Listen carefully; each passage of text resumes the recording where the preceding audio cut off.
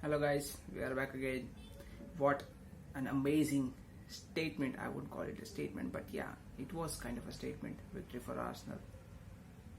So let us first talk about the game, then the players, and then about Arteta's antics, what Pep said in the earlier match, and a little something about Ramsdale's clothing. So let's get to it. So about the game, Arsenal got nervy after both the United equalizers, and it showed as much. I mean, it's not that bad. It's not that bad a thing that even the greater teams feel the heat when they concede. Take Man City for example. They conceded twice against Tottenham, and it looked like they would lose the match. But then, yeah, the halftime could not have come at a better time for them. But for Arsenal as well, when they conceded the goals, they looked nervy. So it was a good thing that they did not concede again after the goal for at least 5 to 10 minutes. And once that period was done, the old Arsenal was back and the control was back. But then talking about the players, even though during the game, some of the players, the most notable ones, like where it showed was where Thomas Partey gave the ball away.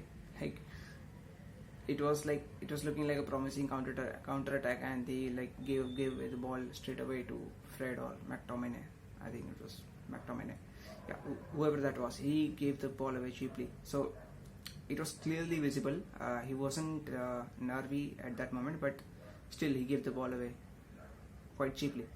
So that's the point. And I think there was only one player, if I could say, apart from the front line. I mean, definitely the front line is not under such pressure because they have to attack, right?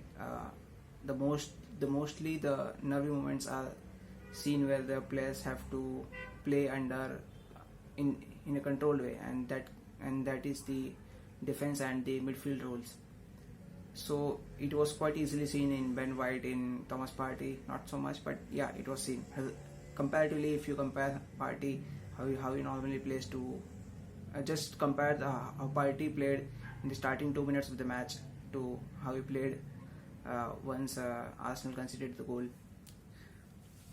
So yeah, they were pretty nervy, but all in all, one person stood out, and yeah, definitely, it was Alexander Zinchenko. He was so composed, and I was looking like, man, this is the reason why Arsenal have not capitulated already. You need just that one person to have to look up to, like, okay guys, we are in control. So he was that shining light for Arsenal, and he kept the team going, and he kept the team going. And once Arsenal came out of the slumber, like after 5 to 6 minutes, once they had conceded the goal, so the whole team was back. But for that 5 minutes, Alexander Zinchenko was the guy who played with the kind of attitude and composure and calmness that, like, yeah, he's in control. So that was a really great asset for this match. Even Odegaard, of all people, I should say, but it would be unfair to say that Odegaard was a bit phased by the situation. One more thing I did not talk about. The Arsenal players were phased of the situation because they were they were I think a bit more conscious than United, and they were it was on their shoulders to win this game more than it was on United's.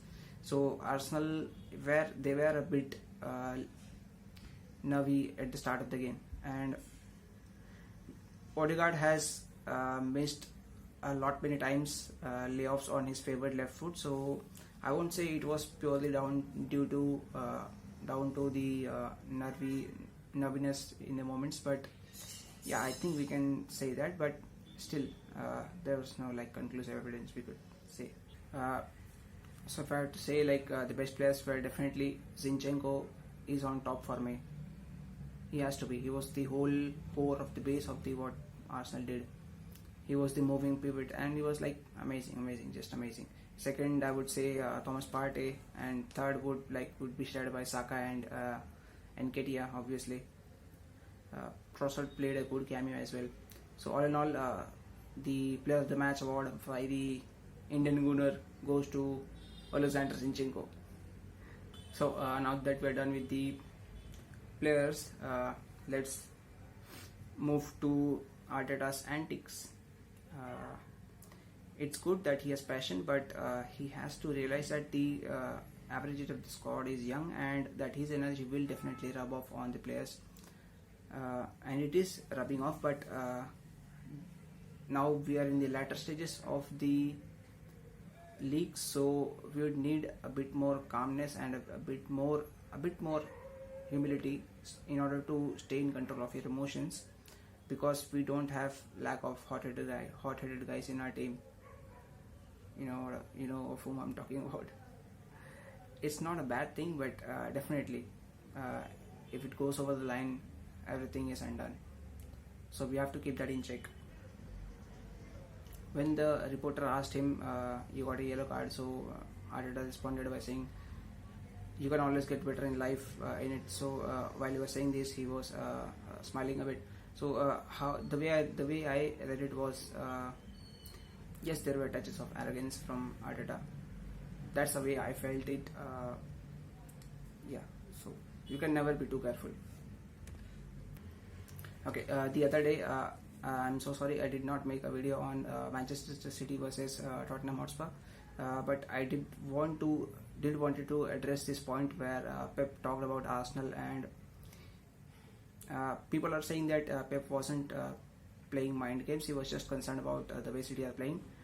That's the thing about mind games. Like, you can never say for sure if he was intent on doing that or not. But at this stage of his career, where he knows that City have won 4 out of 5 in the last 5 years, so there's only so much he can get out of his hunger out of his players, because most of the squad is unchanged. So most of them have already won. There's only 1 or 2 players that haven't won. One would be Grealish and other would be Haaland, I guess. Alvarez is the another one, I guess. Yeah. So only 3 players are there, and one of them are Alvarez is mostly not playing. So there's only so much hunger he can derive out of this group of players. Yeah, so what's the next best thing that he can do? He can try to pull the opposition down.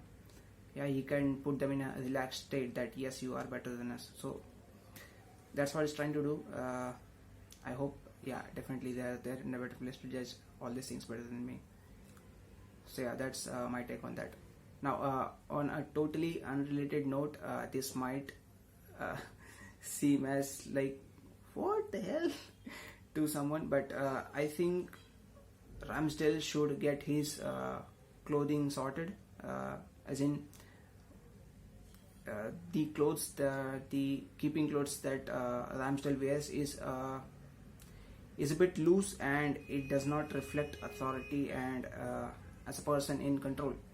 If you look at the top keepers, top goalkeepers, whether it be Hugo Lloris, Emi Martinez, Manuel Neuer, or David De Gea, they all have fit-sized clothing, and like their hair is all neatly done. But yeah, I mean, hairstyle is up to personal choice. But I think as far as clothing is concerned, a proper well-fit clothing depicts authority and calmness, and it washes over the team. So I think that is one thing, I don't know, they could possibly look into. Ramsdale like probably can look into. I don't know. Do I sound ridiculous? I don't know, maybe I do, but I think I do have a point. Please let me know in the comments below. Okay, that's it for now. See you in the next match. Bye for now.